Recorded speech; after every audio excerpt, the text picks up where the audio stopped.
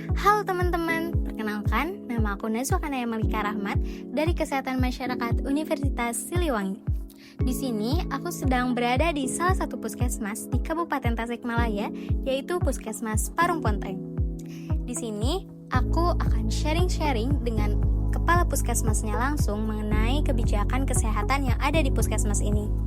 Mau tahu gimana aja obrolannya? Yuk ikutin!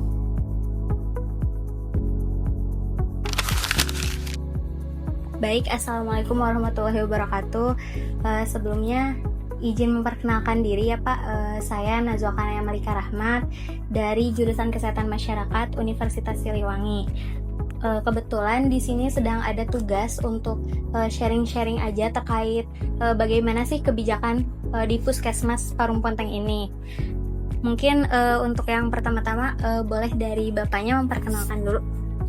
Ya, perkenalkan, nama saya Andri Indiana. Saya kepala puskesmas di Parung Ponteng sejak kurang lebih 1 tahun yang lalu.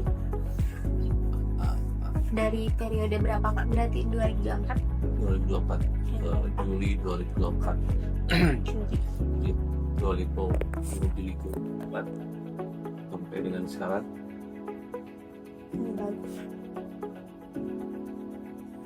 Juli ya.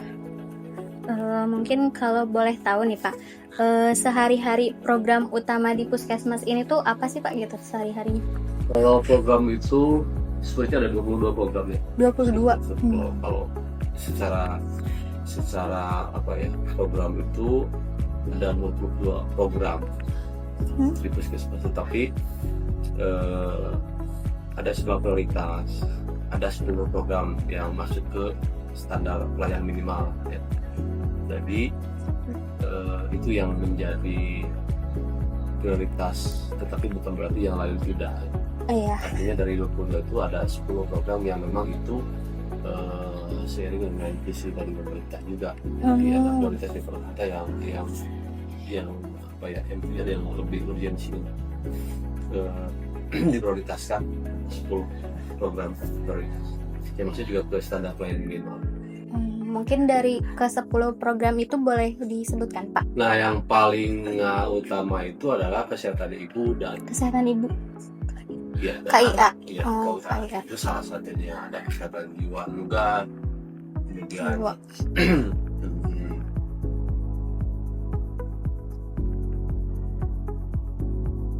banyak. Iya banyak.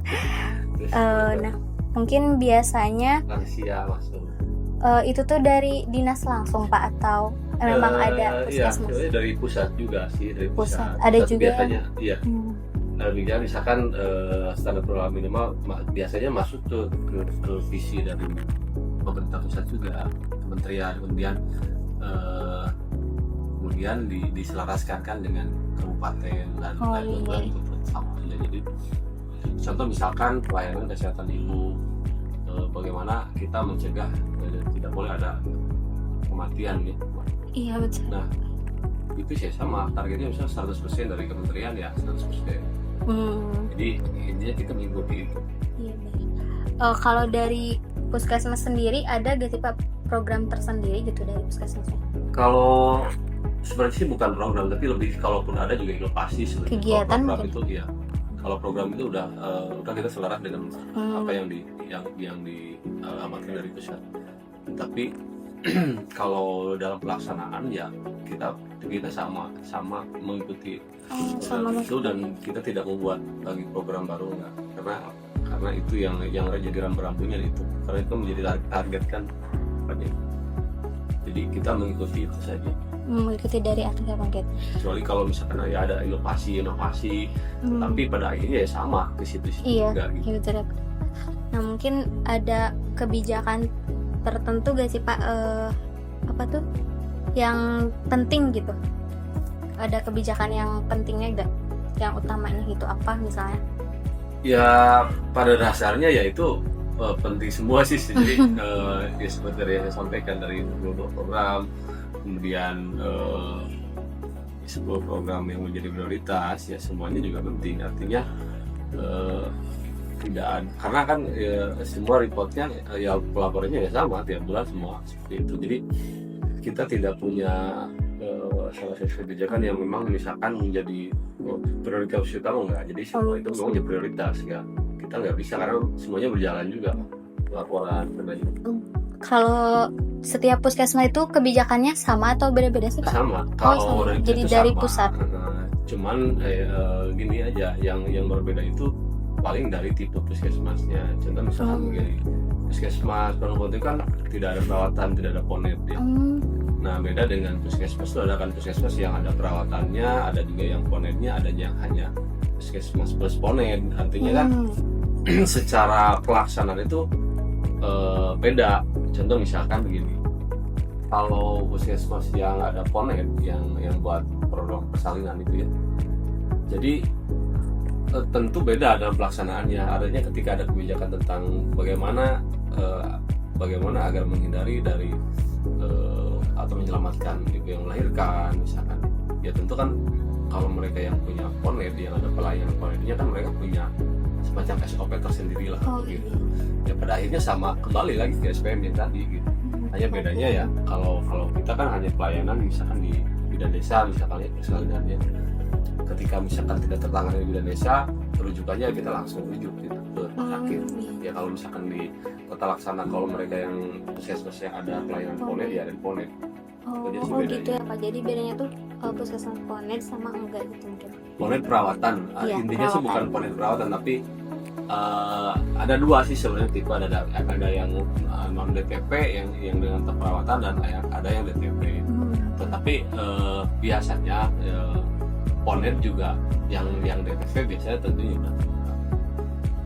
udah ada ponetnya. Iya Pak.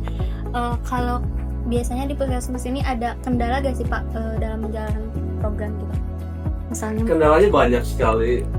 Mungkin salah satunya boleh dibuka. Contoh begini, kalau dari internal biasanya kita terkendala dari sumber daya ya, sumber daya manusia ya, masyarakat mungkin.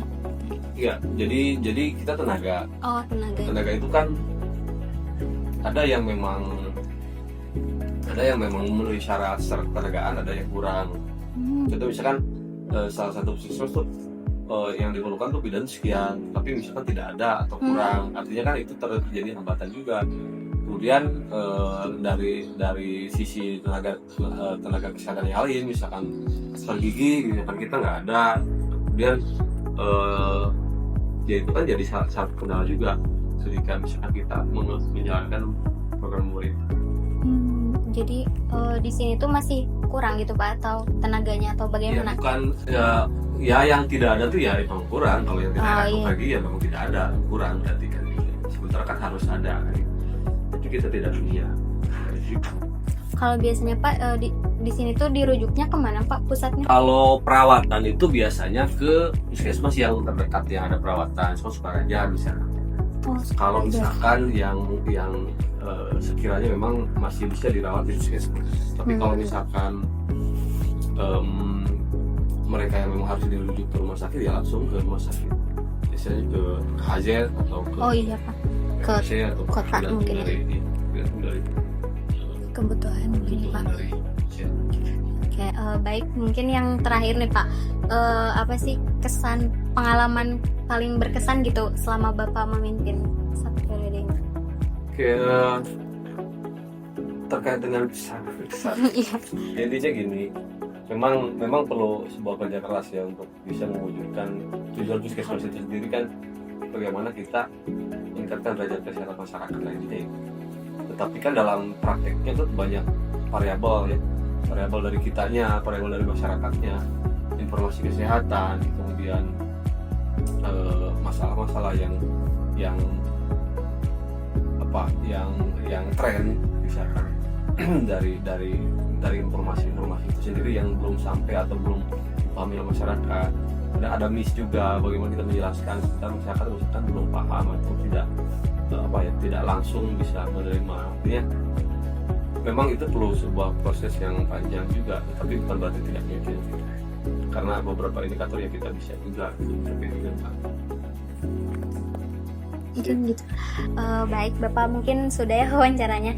Sebelumnya terima kasih gitu ya Bapak sudah berkenan untuk diwawancara. Semoga apa yang disampaikan gitu bisa jadi pesan gitu buat saya dan pengalaman baru untuk nantinya. Sama-sama.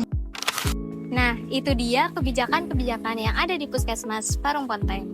Semoga apa yang disampaikan bisa bermanfaat. Terima kasih sudah menonton and see you.